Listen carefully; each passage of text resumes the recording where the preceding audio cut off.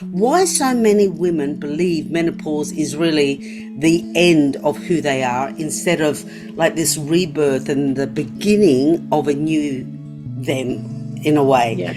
Why do you think that their belief holds so much power, and how can we start to shift it? Welcome, Ashley, to the show. Thanks so much, Rita. I'm so excited to be here. Great. I'm excited to have you, and this is going to be a great conversation around menopause because you're taking a different angle. And I would really like to start with why so many women believe menopause is really the end of who they are instead of like this rebirth and the beginning of a new them in a way. Yeah. Why do you think that their belief holds so much power, and how can we start to shift it? I know we probably both hear the same thing over and over again that it's like, yes, menopause is sort of the beginning of the end, and it's this like slow decline. And I think there are a number of things going on. I really believe that when women get to this age where they're 40, 45, whenever perimenopause starts for them, life starts to feel harder. And it's Mm. all of a sudden, what I hear in my work most common is I can't get rid of the weight. And the weight starts to be the thing that they fixate on, but other things are happening too. And when we can't really identify like what the heck is going on with our bodies, we start to get really defeated and really frustrated. And when you start to feel that way, you stop looking for answers or solutions. And so it makes it really easy to say, you know what, it's just menopause. And menopause is this is happening to me. We feel like we don't have agency over what's happening to our Mm. bodies.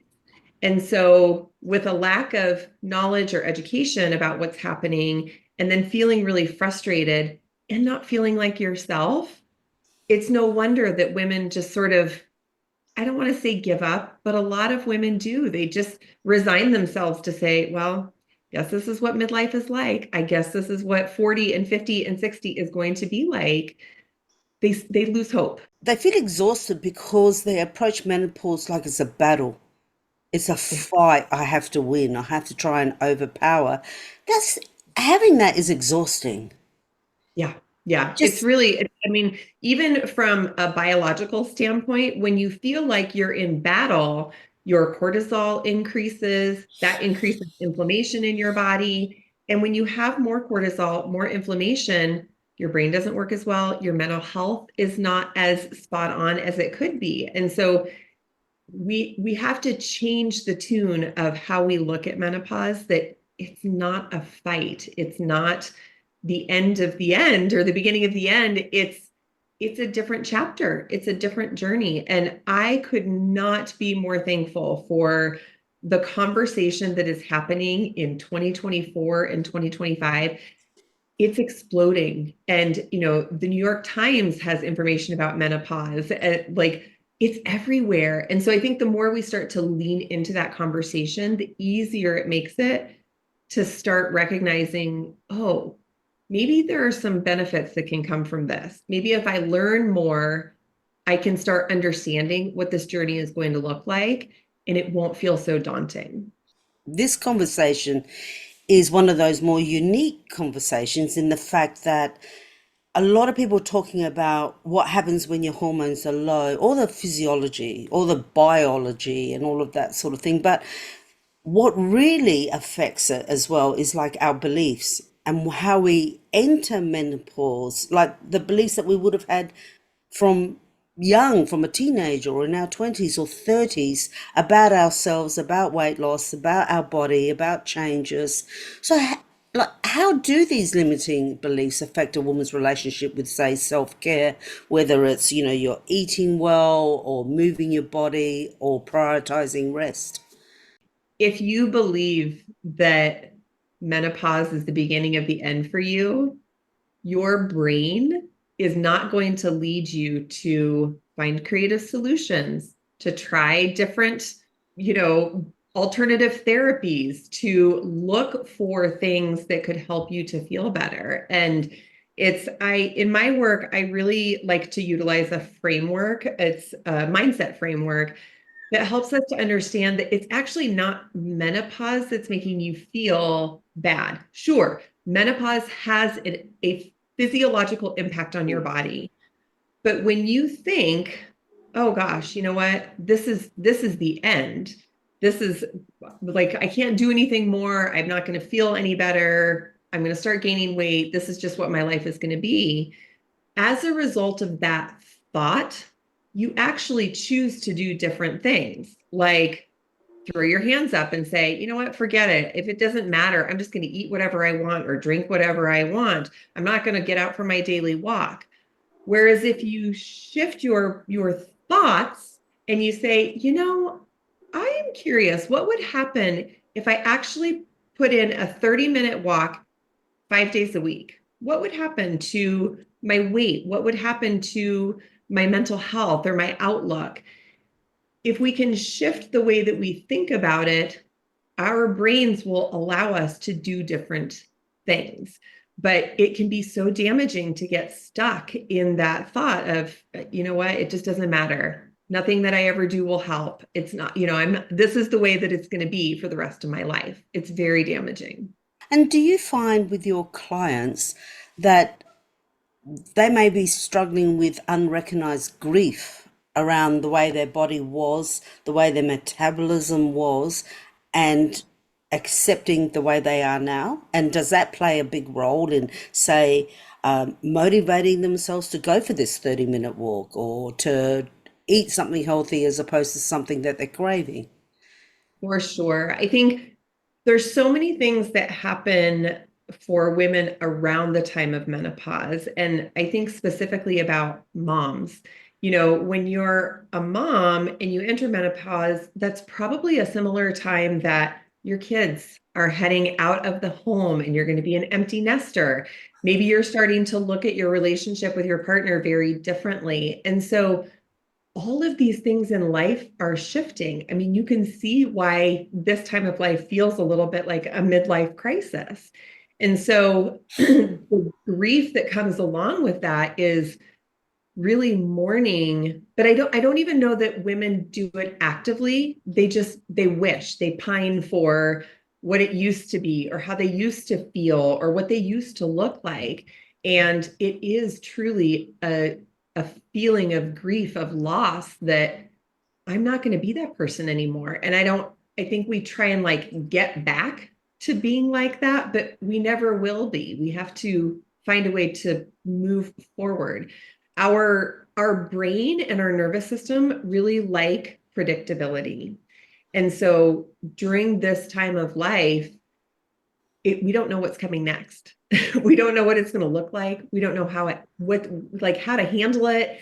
And so feeling very sad for what we're missing, but not knowing how to look forward, it leaves us really, really stuck. It's the acceptance. I think the acceptance of the new, but not wanting to accept the new because you're not liking the way it's looking. Because, Yeah. when we're younger, we have flatter tummy, we have, slimmer hips, etc. Now we've got more of a rounded appearance, which, centuries ago was fashionable and now it's not. So I sort of feel like society plays a big part in this as well of how we should look and the effect. So do things like, the grief, shame that they feel, this hopelessness sometimes that some women can feel, does that affect us physically in the terms of inflammation, sleep issues, or even weight resistance that may not be directly connected to your hormone levels, but more to your mindset and beliefs? I am a huge proponent of healing our gut health Mm. as a means of improving the rest of our body. When your gut health is not optimal, you have mental health issues, you have additional inflammation. And so when we feel bad and we're also probably not making the best nutritional choices or the best, like fitness. I use that loosely, but we're not making the best choices for self-care and taking care of our body. What we're doing is we're adding fuel to the fire. Our cortisol is raised because we feel anxious, we feel worried about, gosh, everything I do, like I can't get myself back to what I used to look like, or I don't feel the way that I used to.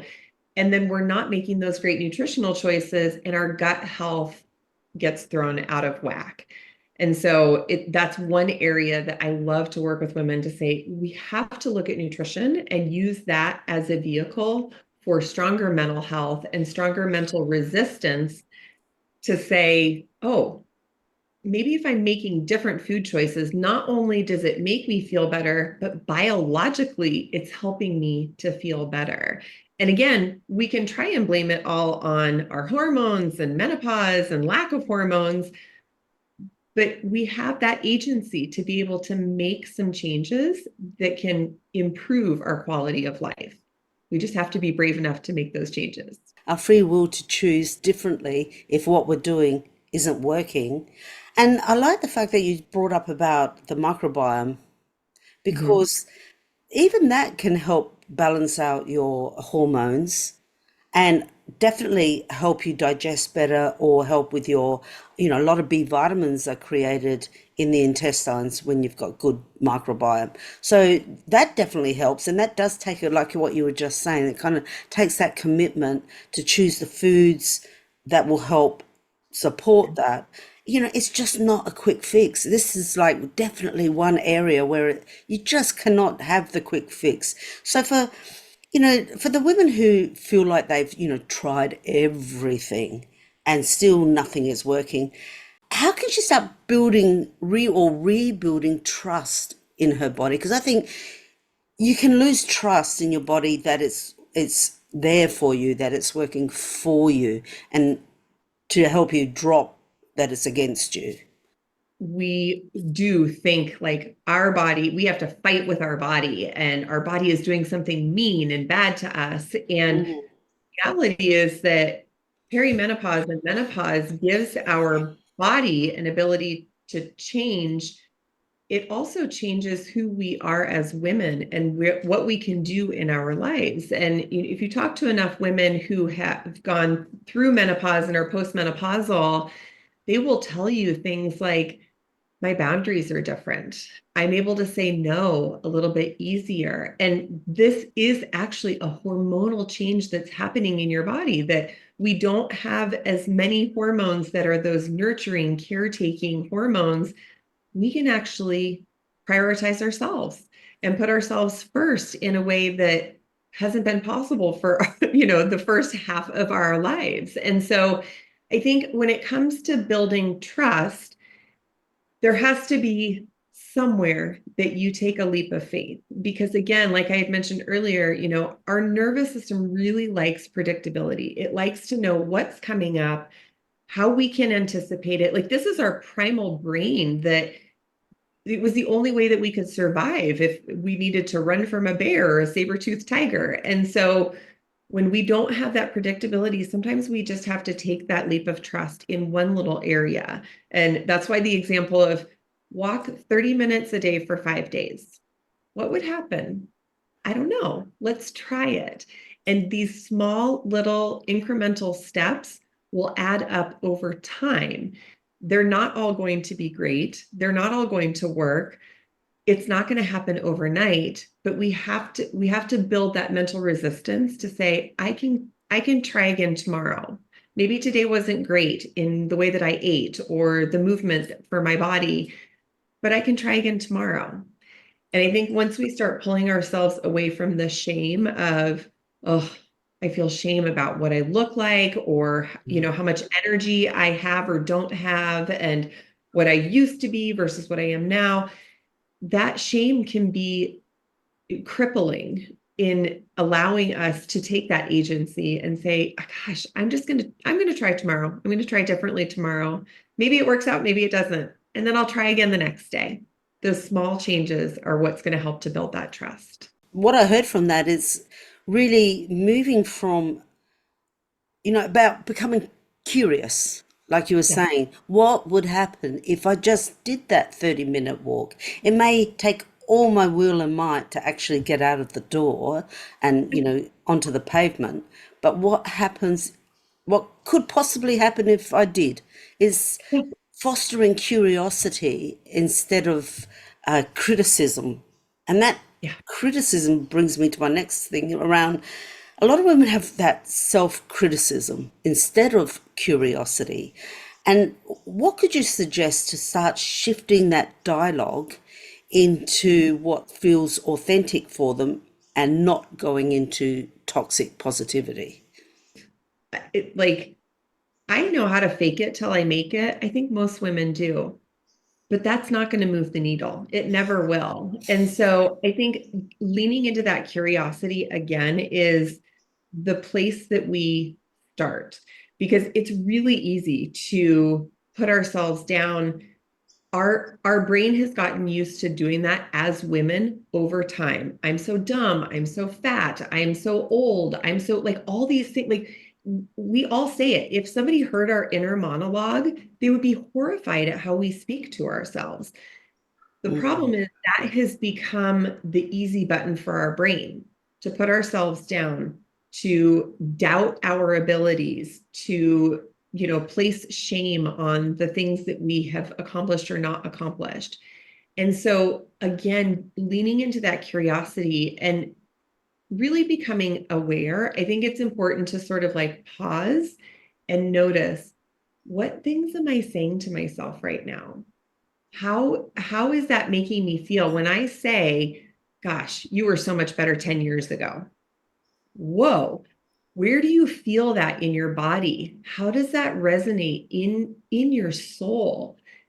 And then start getting curious. What would be a thought that I could feel right now that might feel a little bit more true? It's not possible to go from I was so much better 10 years ago to I'm amazing today, because our brain, our nervous system, they don't believe that.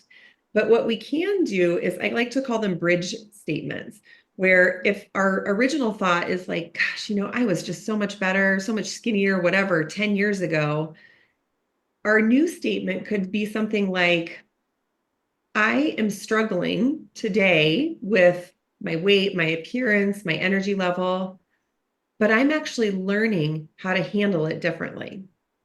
That's it. That's all we have to do, is this small bridge statement to say, huh, okay, I can get a little bit, like, that feels a little bit true. I'm learning. Yeah, okay.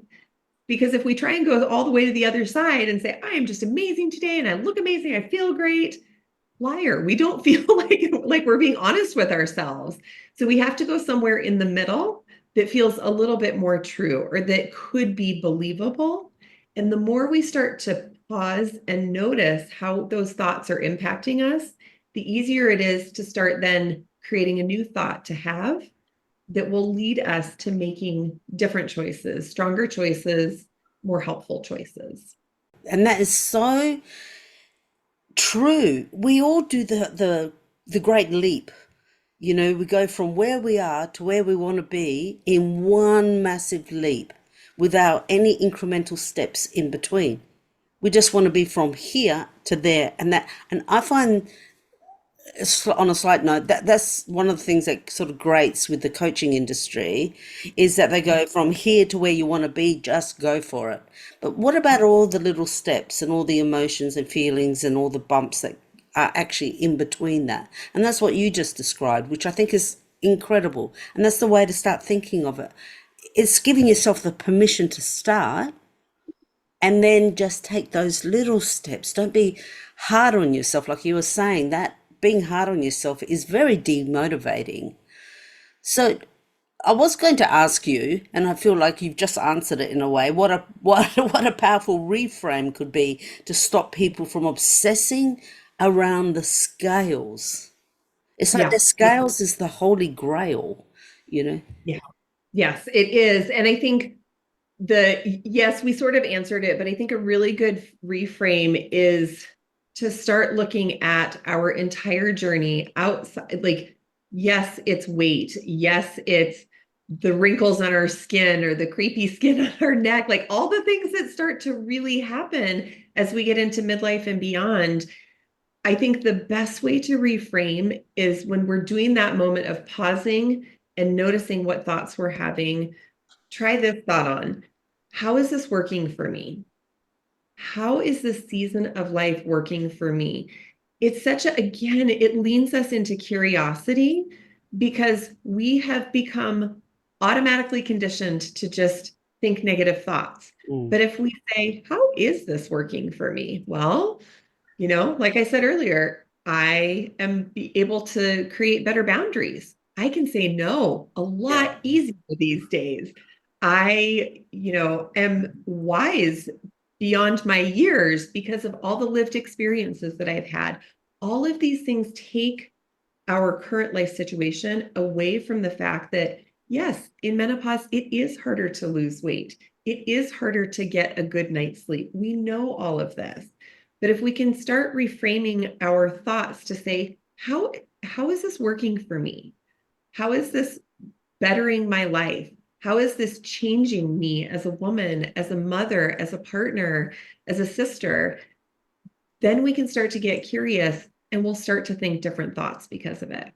Self-inquiry Mhm. is so important from like what you were just saying. And I think that's what people don't do enough of. Yeah. Just like Yeah. question yourself. Don't just be Mhm. automatic about everything. Just sort of pause and go, is this helpful? Is this Yeah. harming? Or why am I doing this? They are I think, like you were just saying, some of the key questions to ask that we just don't. We're not taught Yeah. to do that, though. We're not taught to do that. And I think it becomes another easy button to lean into overwhelm.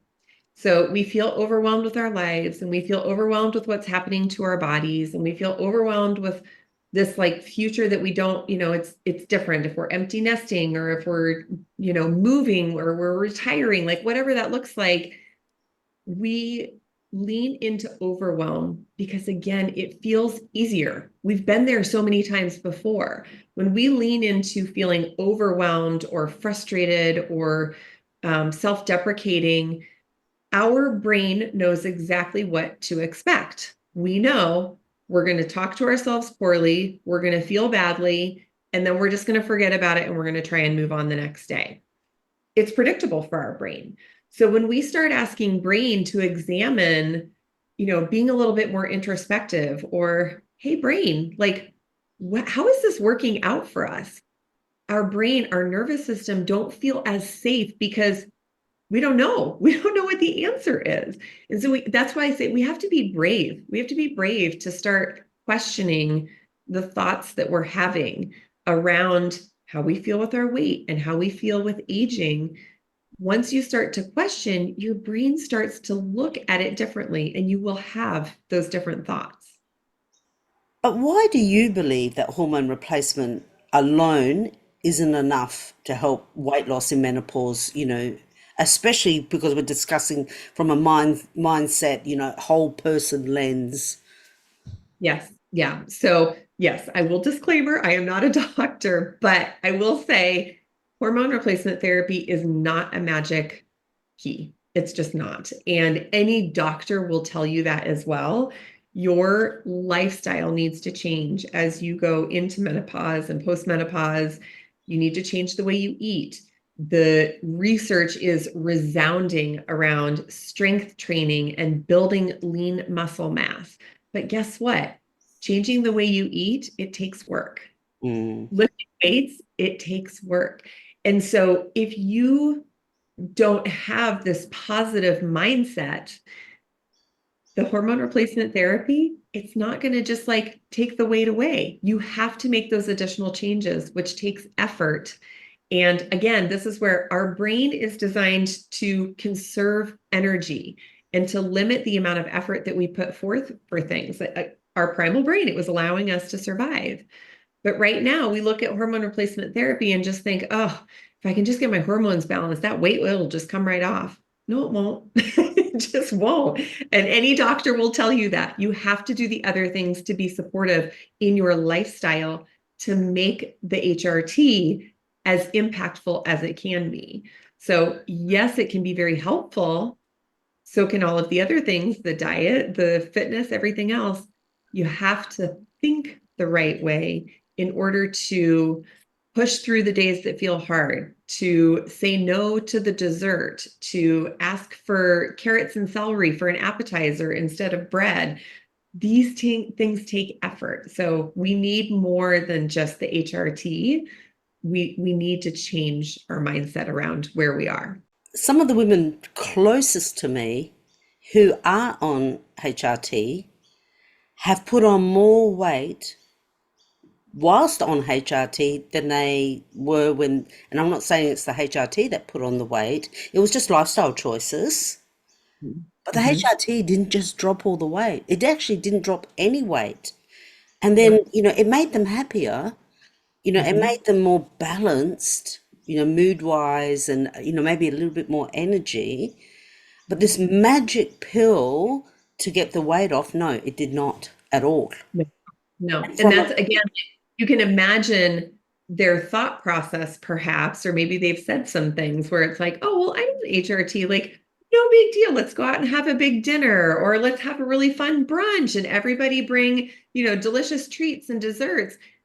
You start to think, oh, well, this is doing the work for me. It's not. It doesn't. And that's such a great example that we have to do more than just expect that there is a magic key or a magic solution that's going to lose all the weight and make us feel better all at the same time. To ask for carrots and celery for an appetizer instead of bread.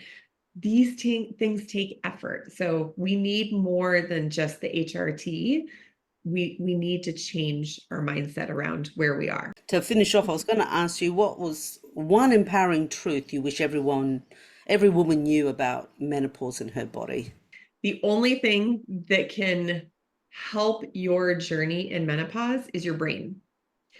I know we want it to be, I'm putting on muscle, or I'm going to lose weight, or I have the HRT, or any of those solutions that we look for. The best thing you can do is to support your brain, your nervous system, and the way that you think and feel, because those things are what is actually going to shift and change the tide for you. All of the other things will help. They are support mechanisms, but your brain is going to be your biggest asset all the way through menopause and beyond.